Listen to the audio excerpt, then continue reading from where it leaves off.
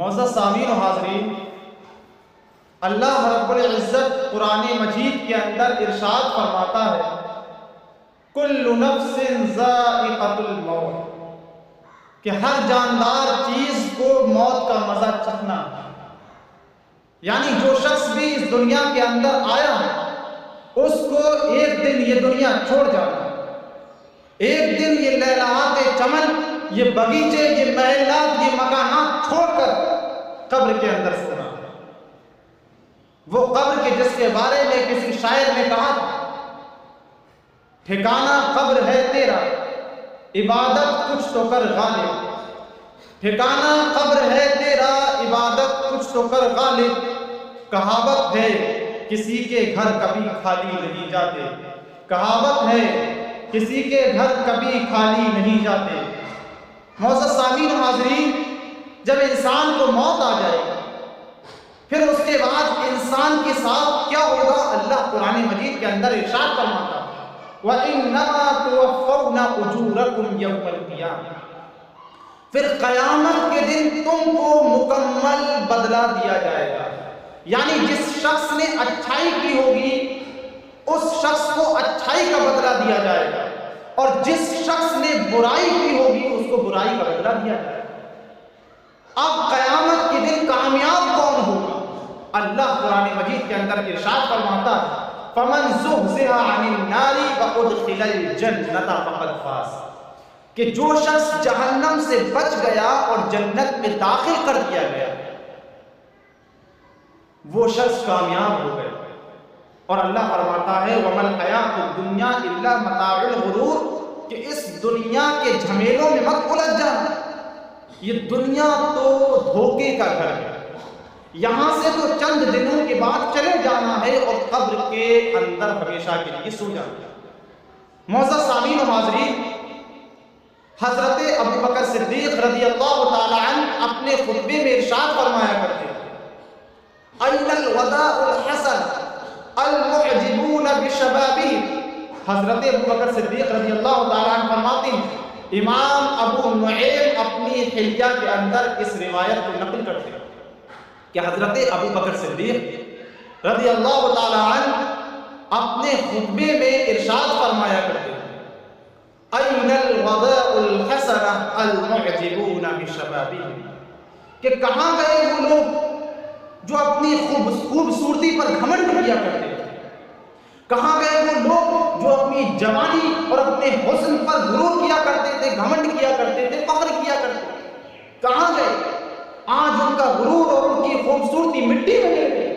ہم دیکھتے ہیں کہ کتنے لوگ ایسے تھے ہمارے ساتھ باتیں کیا کرتے تھے، بات بات پر روٹ جایا کرتے تھے، ہم سے ملا کرتے تھے، آج زمین کے نیچے چلے گئے، آج مٹی میں دبا دیا گیا ان کے حسن، ان کا حسن ان کو موت سے نہ بچا سکا۔ حضرت ابو بکر صدیق رضی اللہ تعالیٰ عنہ آگے فرمایا کرتے تھے أَيْنَ الَّذِينَ كَانُوا يُعْطُونَ الْغَلْبَ فِي مَبَاطِنِ الْحَرَبِ قَدْ تَضْعَدُ بِهِمُ الدَّهْرُ فَأَصْبَحُوا فِي ظُلُمَاتِ الْقُبُورِ الْوَحَى النَّجَا، فرمایا کرتے تھے کہاں گئے وہ لوگ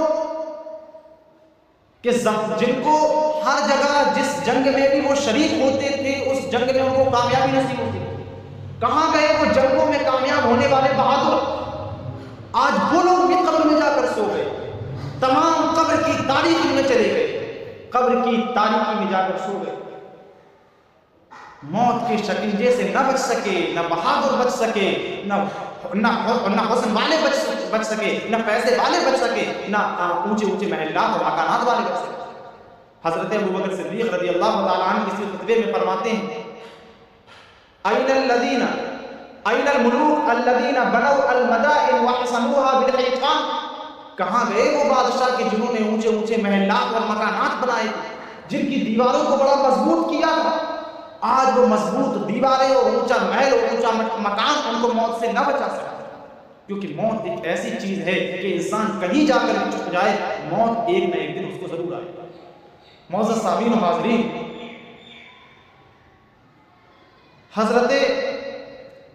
معزز سامعین و حاضرین، تو ہمیں ضرورت ہے کہ ہم بھی زیادہ سے زیادہ آخرت کی تیاری کریں، قبر کی تیاری کریں۔ مولانا روم مثنوی شریف کے اندر لکھتے ہیں کہ 4 لوگ ایسے تھے کہ جو آپس میں ایک ساتھ سفر کر رہے تھے۔ ان میں ایک بڑھئی تھا، ایک درزی تھا، ایک سنار تھا اور ایک فقیر تھا۔ اب راستے میں رات ہو گئی، چاروں نے یہ پلان بنایا، یہ میٹنگ کی کہ ایسا کرتے ہیں ایک ایک کر کے سو جاتے ہیں، ایک شخص جاگتا رہے گا، 3 لوگ سو جائیں گے، پھر ایک شخص جاگتا رہے گا، 2 لوگ سو جائیں گے۔ اس طریقے سے ہم لوگ رات بسر کریں گے، کیونکہ گھنا جنگل ہے، کوئی درندہ نہ آ جائے، کوئی ہم کو مار نہ ڈالے۔ بہرحال سب سے پہلے جاگنے کی باری بڑھئی کی۔ اب بڑھئی جب جاگنے لگا تو اس نے سوچا کہ میں خالی بیٹھا ہوا ہوں، ایسا کرتا ہوں کہ کچھ لکڑی سے بنا لیتا ہوں۔ اس نے خوبصورت عورت بنا لکڑی سے۔ اب لکڑی سے جب خوبصورت عورت تیار ہو گئی، اس کے بعد جاگنے کی باری درزی کی آئی۔ درزی نے بھی یہی سوچا کہ میں بھی جاگ کر کیا کروں گا، ایسا کرتا ہوں میں اس عورت کے لیے ایک اچھا لباس سل دیتا ہوں۔ اس نے ایک اچھا لباس سل کر اس عورت کو پہنایا۔ اس کے بعد باری آئی سنار کی، اس نے بھی کچھ سونا بنایا، کچھ سونے سے زیورات بنائے اور اس عورت کے لیے پہنائے۔ اب باری فقیر کی آئی۔ اب فقیر کے پاس تو کچھ تھا نہیں، اس نے رو کر اللہ کی بارگاہ میں التجا کی کہ اے مالک و مولا، میں فقیر ہوں، تو میری لاج رکھ لے۔ ان تینوں نے تو اپنے اپنے ہنر سے کچھ کر کے دکھا دیا، میں تو کچھ بھی نہیں کر سکتا، تو میرے کہنے سے مولا میری لاج رکھ لے، میری التجا کو قبول کر لے، تو اس میں روح ڈال۔ مولانا روم مثنوی شریف فرماتے ہیں کہ اس عورت کے اندر روح پڑ گئی۔ جب صبح ہوئی تو چاروں لوگ جھگڑنے لگے۔ بڑھئی کہتا تھا یہ عورت میری ہے، درزی کہتا تھا یہ عورت میری ہے، سنار کہتا تھا یہ عورت میری ہے، فقیر کہتا تھا یہ عورت میری ہے۔ چاروں لوگ یہ مقدمہ لے کر ایک حاکم کے پاس گئے۔ جب مقدمہ حاکم کے پاس گئے تو حاکم نے کہا کہ یہ عورت کسی کی نہیں ہے، یہ عورت میری ہے۔ پانچوں جھگڑنے لگے، کیونکہ عورت بہت حسین و جمیل تھی، بہت خوبصورت تھی۔ جب پانچوں جھگڑنے لگے تو اس عورت نے کہا کہ اب مجھے بھی حکم دیجیے کہ میں بتاؤں کہ میں کس کی ہوں۔ اس عورت سے کہا گیا ہاں تم بتاؤ۔ وہ عورت گئی اور اسی درخت میں جا کر سما گئی جس درخت سے اس کو تیار کیا گیا تھا، جس پیڑ سے اس کو تیار کیا گیا تھا، اس پیڑ کے اندر جا کر گھس گئی۔ چاروں پانچوں لوگ دیکھتے رہ گئے، پھر سے وہ لکڑی ہو گئی۔ مولانا روم مثنوی شریف اس مثال سے ہم لوگوں کو یہ سمجھانا چاہتے ہیں۔ مولانا روم لکھتے ہیں کہ اسی طریقے سے جب ایک انسان پیدا ہوتا ہے تو کوئی کہتا ہے یہ میرا بھانجا ہے، کوئی کہتا ہے یہ میرا بھتیجا ہے، کوئی کہتا ہے یہ میرا بیٹا ہے۔ اس طریقے سے تمام لوگ اپنے رشتے قائم کرتے ہیں۔ آخر کار ایک وقت ایسا آتا ہے کہ وہ شخص جس چیز سے تیار کیا گیا تھا، یعنی مٹی سے مٹی میں جا کر مل جاتا ہے، یعنی قبر میں جا کر سو جاتا ہے اور انہی جھمیلوں میں الجھا رہتا ہے، اور قبر کی تاریکیوں میں اس کو دفن کر دیا جاتا ہے اور وہ بغیر تیاری کیے ہوئے چلا جاتا ہے۔ معزز سامعین و حاضرین، اسی لیے ہمیں آخرت کی تیاری کرتے رہنا چاہیے، موت کی تیاری کرتے رہنا چاہیے۔ کسی شاعر نے کہا تھا کیا بھروسہ ہے زندگانی کا، آدمی بلبلا ہے پانی میں۔ بہادر شاہ ظفر نے کہا تھا کتنا ہے بد نصیب ظفر دفن کے لیے، 2 گز زمین بھی مل نہ سکی کوئے یار۔